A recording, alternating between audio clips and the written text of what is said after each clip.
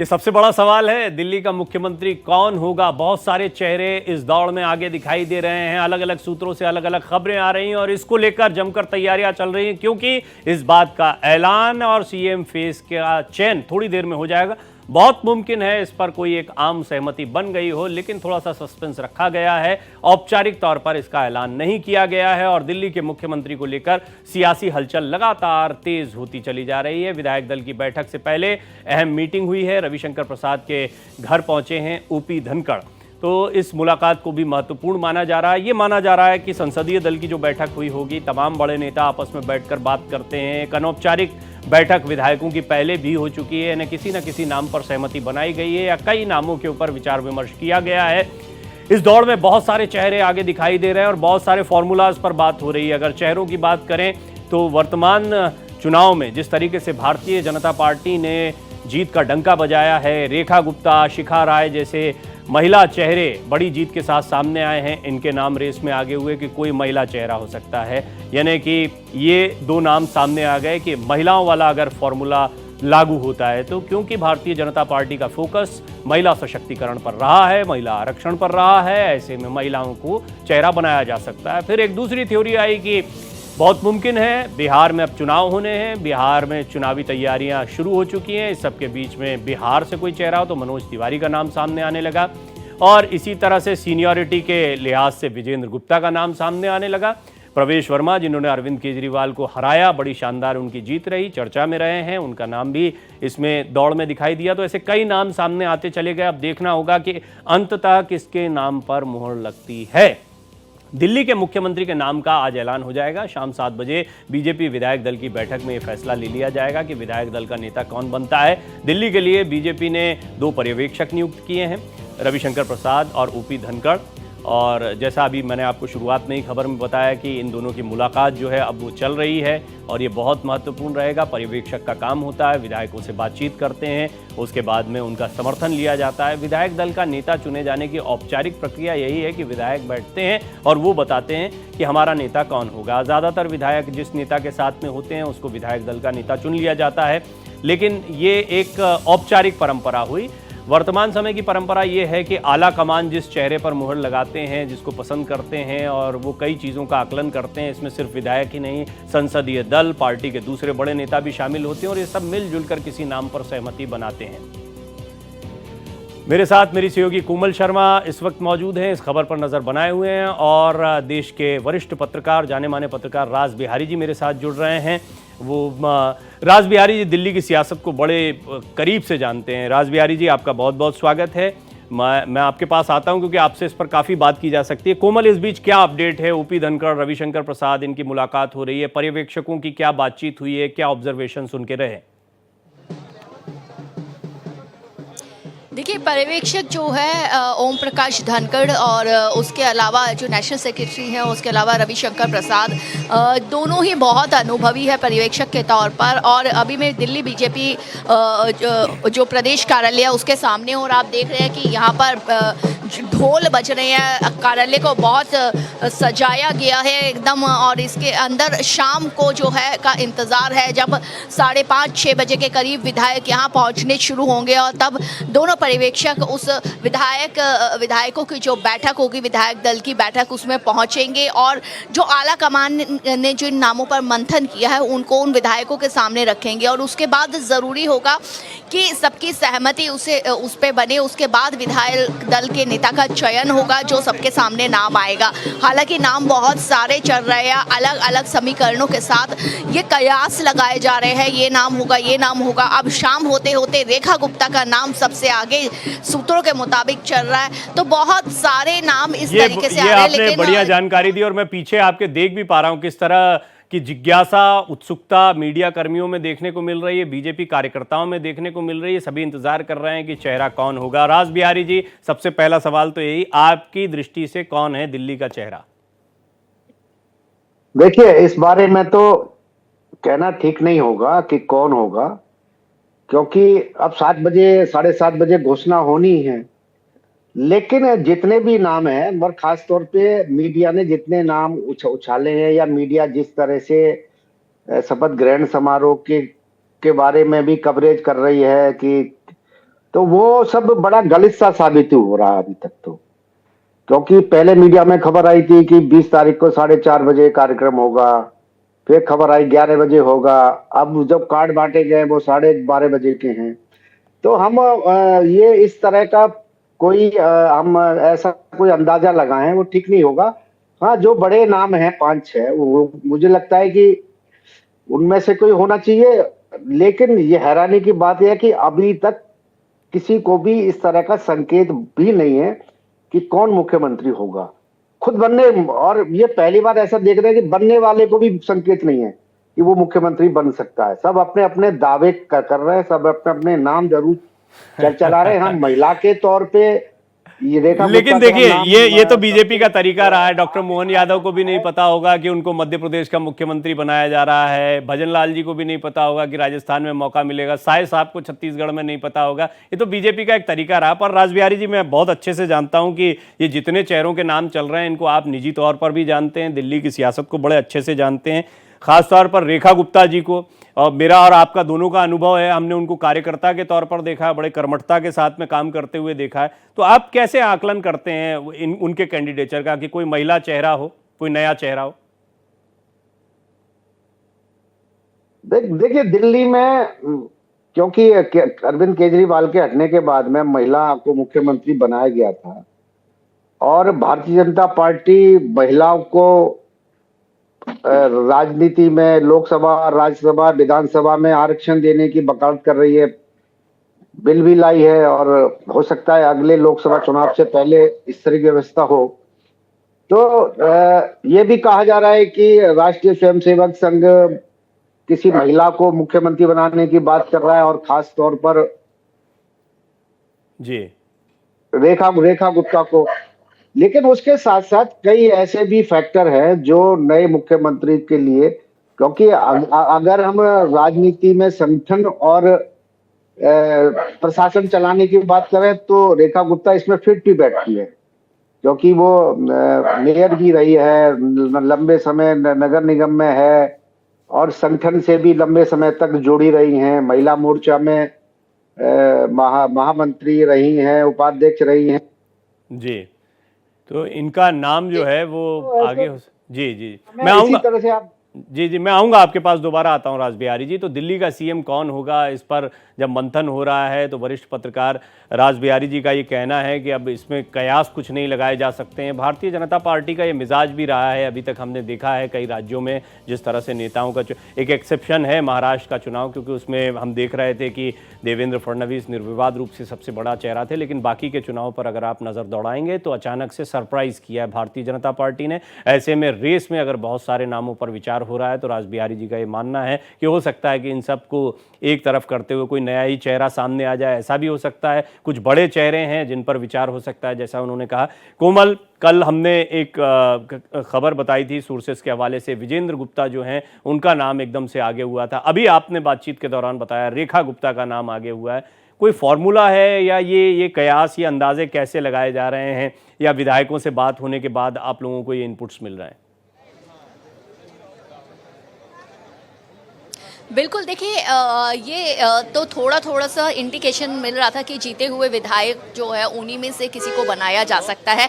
विजेंद्र गुप्ता का नाम इधर इसीलिए भी है, एक अनुभवी चेहरा है, नेता प्रतिपक्ष का रोल निभाया और उन्हें अनुभव राजनीति का बहुत है। पार्टी में कई अहम पदों पर वो रहे हैं, दिल्ली की राजनीति को बहुत अच्छे से समझते हैं, प्रदेश अध्यक्ष के तौर पर भी पार्टी के रह चुके हैं। तो ऐसे में उनको का बहुत मुमकिन है कि उनको जो है उनके लिए ये नाम हो।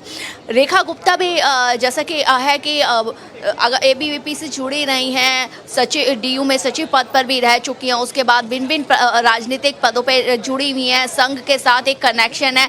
और सबसे बड़ी बात है कि जब बीजेपी अब महिला आरक्षण की और महिलाओं को आगे बढ़ाने की बात कर रही है तो कोई महिला मुख्यमंत्री का चेहरा एक पार्टी की तरफ से हो सकता है, इसका बहुत ही ज़्यादा जो है चांसेस है, तो उसमें रेखा गुप्ता का नाम जो है वो आगे हो सकता है। तो ये इन समीकरणों के हिसाब से जो है ये सारे कयास लगाए जा रहे हैं। लेकिन जैसे कि बीजेपी है, बीजेपी का एक अपना स्टाइल है, सरप्राइज पिछले कुछ वक्त से दे रही है, और जिनको जो मुख्यमंत्री के चेहरे होते हैं, खास बात यह है उनको भी अंतिम दौर में पता चलता है। तो इसमें अभी ये सिर्फ कयास भर बाकी है, लेकिन हाँ, जो अभी सूत्रों के मुताबिक या जानकारी मिल रही है या जो समीकरणों के हिसाब से जो नाम लगाए जा रहे हैं वो ये नाम है। रासबिहारी जी, हमने ये भी देखा है कि मीडिया में जिन नामों की बहुत चर्चा हो जाती है उनके लिए मुश्किल बढ़ जाती है, और ऐसे में ये चेहरे भी थोड़ा कतराते हुए दिखाई देते हैं या बातचीत के लिए अवेलेबल नहीं होते हैं। तो ये बहुत ज़्यादा चर्चा वाले जो नाम हैं, क्या इन पर कोई असर पड़ता है? आपका अनुभव क्या है? देखिए, मैंने देखा इस चुनाव में एक या दो लोगों को छोड़कर किसी ने भी अपने नाम की दावेदारी नहीं की। प्रवेश वर्मा का नाम भी बहुत पहले से चल रहा था। चुनाव में जब अरविंद केजरीवाल के खिलाफ होते तभी से मान के चल रहे थे कि बनेंगे, लेकिन मैंने देखा कि उन्होंने कभी दावा नहीं किया कि मैं सीएम बनूंगा। या और मीडिया ने सवाल भी किया था, वो सवाल टाल गए। हाँ, एक दो लोगों ने जरूर किया है कि ये मैं मुख्यमंत्री पद की मैं मुख्यमंत्री बन सकता हूँ, लेकिन अपने लोगों में किए या उनके लोग कर रहे हैं कि भावी मुख्यमंत्री होगा। और मुझे लगता है कि अब राजनीति बहुत तेजी से बीजेपी की बदल गई है। पहले जहां पे होता था भाई मेरा नाम भी मीडिया में उछाल दो, मेरा नाम भी चर्चा में आ जाए, मुझे भी टिकट मिल जाए। इस बार हमने देखा है कि सब लोग बच रहे थे कि नहीं, वो जिसको होना होगा वो बनेगा, आला कमान को तय करना है। सीधी बात है कि दिल्ली में कोई विधायकों से सिर्फ जानकारी देनी, पहले भी हुआ है कि आला कमान की तरफ से पर्ची जाएगी, पर्ची खोल के प्रदेश अध्यक्ष को दे दी जाएगी, वो नाम पढ़ देंगे कि भाई ये मुख्यमंत्री होंगे। और बाकी मंत्रियों का भी हो सकता है सिलेक्शन कर लिया होगा। क्योंकि अगर आप देखेंगे तो दिल्ली में एक बार छोड़ के 1993 को छोड़ दें या 1996 छोड़ दें, जब साहब सिंह वर्मा सीएम बने थे, क्योंकि सुषमा स्वराज भी जब सीएम बनी थी 52 दिन के लिए, तो वो आला कमान की पसंद पे ही बनी थी, कोई दिल्ली के विधायकों से राय नहीं ली गई थी। इसी तरह आप देखेंगे तो बार बार जो भी दिल्ली में चाहे नगर निगम के मेयर बनते रहे हों, चाहे प्रदेश के अध्यक्ष बनते रहे हों, वो सब आला कमान ही तय करता आ रहा है। और दिल्ली की जो एक स्थिति है उसमें ये जरूरी भी माना जा सकता है कि आला कमान की मर्जी से ही ये सब हो। और मुझे लगता है कि नाम कोई चौंकाने वाला ही होगा। हाँ, इतना जरूर है कि अगर किसी महिला को मुख्यमंत्री बनाने की बात है तो रेखा गुप्ता का नाम बड़ा उपयुक्त है। इसके अलावा क्योंकि कई जो बड़े चेहरे हैं, जो पुराने चेहरे हैं, जैसे कि विजेंद्र गुप्ता का है, सतीश उपाध्याय है और आशीष सूद है, और ये सब ऐसे लोग हैं जो छात्र राजनीति से एक साथ मतलब ये मान सकते हैं कि एक साथ के हैं ये लोग। और इनसे पहले की पीढ़ी जो है वो दिल्ली की राजनीति में अब उसका इतना महत्व नहीं रह गया है। एक नाम उसमें से योगेंद्र चंदोलिया भी है, जो नॉर्थ वेस्ट से सांसद हैं। अच्छा, एक बात बताइए, ये आपने बिल्कुल, ये आपकी एनालिसिस मुझे बिल्कुल ठीक लग रही है। एक ये फॉर्मूला हो सकता है कि विधायक ही, चुना हुआ विधायक ही हो, या फिर हम देख रहे हैं बिहार चुनाव का इंपैक्ट भी हो सकता है कुछ, तो मनोज तिवारी के नाम की चर्चा होने लगी, यानी कोई सांसद या कोई ऐसा बाहर का चेहरा भी हो सकता है जिसने चुनाव ना लड़ा हो विधायक का। नहीं, ये तो पहले से ही तय है कि पहले से ही माना जा रहा है कि कोई विधायक ही मुख्यमंत्री होगा। और कौन होगा इस पे हम लोग चर्चा जरूर कर रहे हैं, लेकिन यह है कि एक लॉबी जो है वो मनोज तिवारी का नाम आगे, बिहार का चुनाव होगा तो मनोज तिवारी को आगे कर दिया जाए। मुझे लगता है कि दिल्ली में कौन सीएम बनेगा इसका बिहार पे बहुत ज्यादा असर नहीं पड़ने वाला है, क्योंकि मनोज तिवारी दिल्ली बीजेपी के अध्यक्ष भी रहे हैं, और लेकिन अध्यक्ष के तौर पे वो कोई बहुत बढ़िया ऐसा राजनीति में रिजल्ट नहीं दे पाए। इतना जरूर है कि पूर्वांचल से होने के कारण उनकी लोकसभा, उनको तीसरी बार लोकसभा चुनाव में लड़ने का मौका मिला, वो जीत भी गए, जबकि 6 उम्मीदवार दिल्ली में बदल दिए गए थे। लेकिन मुझे नहीं लगता है कि मनोज तिवारी को मुख्यमंत्री के तौर पे पेश किया जाएगा। कोमल, रासबिहारी जी मंत्रिमंडल पर बात लेकर आए। मुख्यमंत्री के चेहरे पर बड़ी बात हो रही है, लेकिन अन्य पद भी हैं और उप मुख्यमंत्री होगा नहीं होगा, दूसरा अन्य मंत्रालय, महत्वपूर्ण मंत्रालय किन चेहरों को मिलेंगे, इस पर भी थोड़ा सा कुछ जानकारी दर्शकों को दे, क्योंकि ये भी बड़ा दिलचस्पी का केंद्र रहेगा।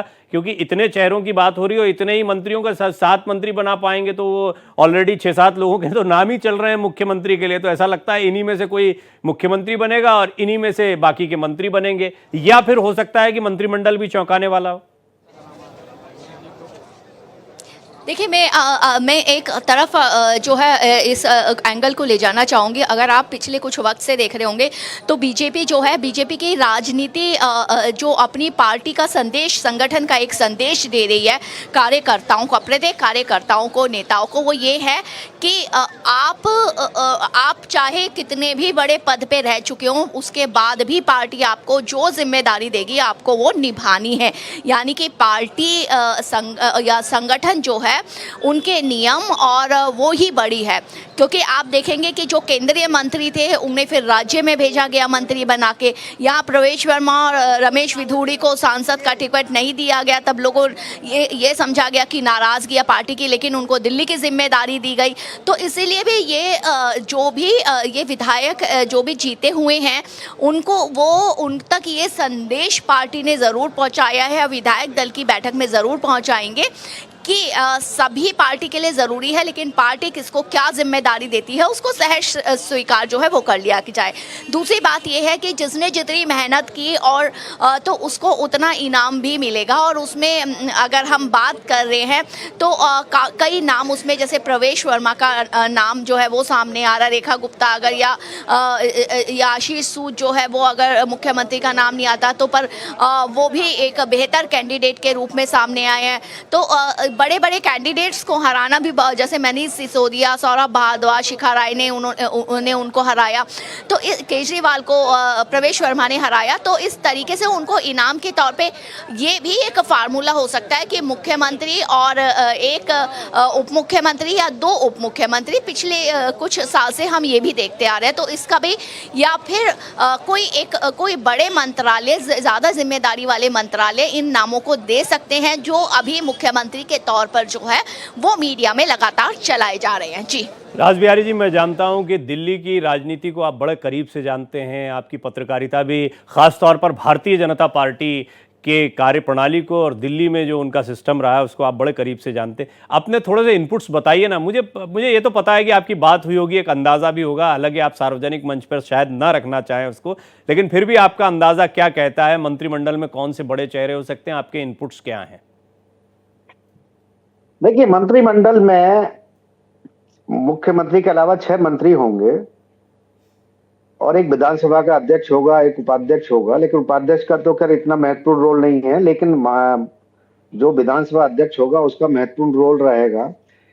मेरा मानना है कि जिस तरह से पहले मंत्रिमंडल बनते रहे हैं कि एक अल्पसंख्यक समुदाय से होगा, कोई सिख, क्योंकि भारतीय जनता पार्टी में कोई मुस्लिम तो जीता नहीं, कोई सिख मंत्रिमंडल में होगा, एक महिला मंत्रिमंडल में होगी, उसके अलावा एक अनुसूचित जाति से, क्योंकि 12 विधायक आरक्षित सीटों से जीत कर आते हैं, जिसमें 4 भारतीय जनता पार्टी के वो जीते हैं।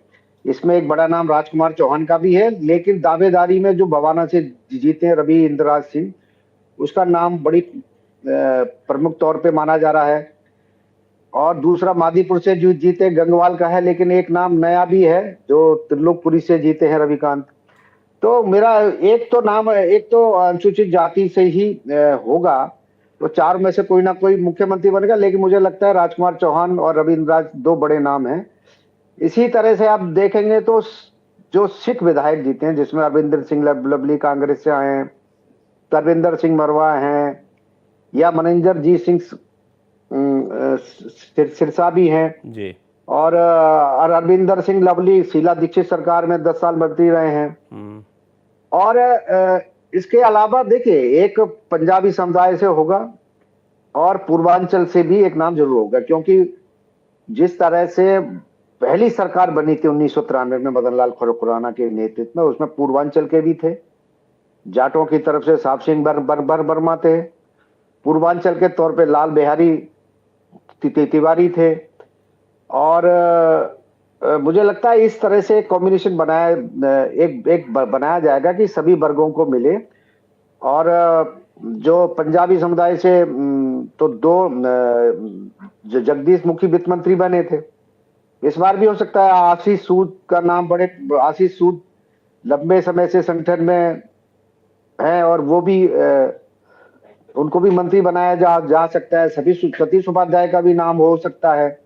तो और एक नाम जो है अभी जैसे आपके ऊपर पवन शर्मा हैं, ये राष्ट्रीय स्वयंसेवक संघ के हैं और बीजेपी में लंबे समय तक संगठन महामंत्री रहे हैं, और अभी इनको किसी राज्य का एक प्रभारी बनाया हुआ है। अभी ये चुनाव जीते हैं। तो इस तरह के कई सारे नाम है, लेकिन ये मुख्यमंत्री कौन होगा इसके बाद ही इस पर चर्चा की जा सकती है कि ये मंत्री बन सकते हैं। और क्योंकि कल सुबह तो शपथ होनी है जी, तो अभी तो हम सिर्फ ये अंदाजा ही लगा सकते हैं। क्योंकि आपने सही कहा, मैंने कई लोगों को फोन करके पूछा था कि शपथ ग्रहण में चलना है क्या, तो उन्होंने कहा नहीं, अभी हमारे पास कोई सूचना नहीं है। नहीं, मैं जानता हूँ आपके बड़े अच्छे संबंध हैं। इनमें से जितने नाम आपने लिए हैं, मैं खुद निजी तौर पर जानता हूँ कि आपके बड़े अच्छे संबंध इनसे हैं। और रेखा गुप्ता का नाम अचानक से सामने आना, मैंने तो उनको बधाई भी दी जिस दिन वो जीत कर आई, क्योंकि बड़ी जीत थी, पहली कैंडिडेट थी जो बीजेपी की जीत कर आई। लेकिन तब उस समय इतनी चर्चा नहीं थी, लेकिन अचानक से उनका नाम बड़े तेजी से ऊपर आ गया और महिला चेहरा होने की वजह से भी वो चर्चा में है। तो इसलिए हमने ये, और हो सकता है इसके पीछे वो सरप्राइजिंग एलिमेंट जो है बीजेपी का, वो भी लोगों के जहन में रहा हो इनका नाम चर्चा में लाने के लिए, कि बीजेपी चौंकाती है तो हम चौंकाने वाले नाम पहले ही लेकर आ जाते हैं। तो इस बार मीडिया भी आप देख रहे हैं चौंकाने वाले नामों पर पहले खेल रहा है, और हो सकता है कि यहाँ पर बीजेपी की स्ट्रैटेजी कुछ हो। लेकिन विजेंद्र गुप्ता एक बड़ा दिलचस्प नाम है, क्योंकि इन सब में सबसे ज़्यादा सीनियर दिखाई देते हैं। बड़े लंबे समय की पॉलिटिक्स हो गई उनकी, प्रवक्ता से लेके हर भूमिका वो निभाते रहे जब जब जो मौका हुआ, और बने रहे बिल्कुल। जो दिल्ली में बीजेपी का सूखा था, उस सूखे को असली अगर किसी ने झेला है पूरे टाइम तो विजेंद्र गुप्ता है। और व्यावसायिक, ये जो व्यवसाय का क्षेत्र होता है या व्यावसायिक परिवार का होना सत्ता में, ये भी दिल्ली में बड़ा महत्व का माना जाता है। तो आपको लगता है इस एंगल से भी विचार हो सकता है? देखिए, अगर हम विधायकों की बात करें तो सबसे सीनियर तो फिर मोहन सिंह बिष्ट है, जो 1998 में विधायक बने थे, 2003 में भी बने, 2008 में भी विधायक बने, और अब 2025 में विधायक बने, 2013 में भी बने थे। लेकिन विजेंद्र गुप्ता 2014 से विधायक हैं। और अगर उस हिसाब से देखें तो परवेश वर्मा भी 2013 में विधायक बने थे, 2 बार सांसद रहे। हाँ, इतना जरूर है कि विजेंद्र गुप्ता ने संगठन में भी काम किया है, छात्र राजनीति से आए हैं, और दिल्ली प्रदेश के अध्यक्ष भी रहे हैं, नगर निगम में स्थायी समिति के अध्यक्ष भी रहे हैं, और वैश्य वर्ग से बड़ा नाम है। लेकिन वैश्य वर्ग से और भी जो विधायक जीते हैं वो भी अपना दम दिखा रहे हैं मुख्यमंत्री बनने या मंत्री बनने के लिए। तो हालांकि उनकी तरफ से दावेदारी तो की जा रही है, क्योंकि जब 3 विधायक जीते थे तो तब भी विपक्ष के नेता थे, और अभी रामवीर सिंह बुधूड़ी के सांसद बनने के बाद उनको फिर विपक्ष का नेता बनने का मौका मिला था।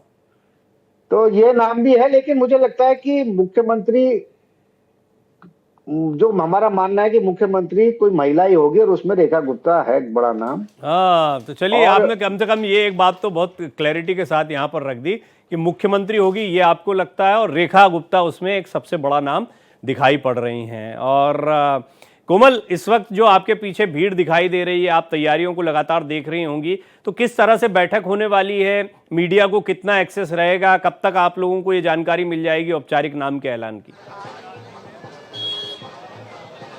देखिए अभी आप देख सकते हैं कि मीडिया के लिए अभी अंदर जाने की अनुमति नहीं है, क्योंकि अभी अंदर सिर्फ विधायक जो आना शुरू होंगे थोड़ी देर बाद वो जाएंगे, और बाहर आप देख सकते हैं सभी के समर्थक और कार्यकर्ताओं का जो है वो जुटने लगे हैं यहाँ पर। बाद में यहाँ पर ढोल ताशे भी बज रहे हैं, यहाँ पर सब के जो ये जितने भी आप चेहरे देख रहे हैं समर्थकों कार्यकर्ताओं के तौर पर, सबकी पसंद अलग अलग है। जैसे मीडिया अलग अलग नाम चला रहे हैं, वैसे इनकी पसंद भी जो है अलग अलग है। कोई प्रवेश वर्मा का नाम ले रहा है, कोई रेखा गुप्ता का नाम ले रहा है, कोई किसी का नाम ले रहा है। तो सबकी पसंद अलग है, क्योंकि हर एक के समर्थक अलग है, कार्यकर्ताओं की पसंद अलग है। लेकिन जो विधायक दल की अंदर बैठक होगी उसमें पर्यवेक्षक जो हैं उनका काम यही होगा कि वो जाकर के अलग अलग पसंद को एक पसंद बनाएं, यानी कि एक विधायक दल का नेता का नाम हो जिस पर सबकी सहमति हो। और ये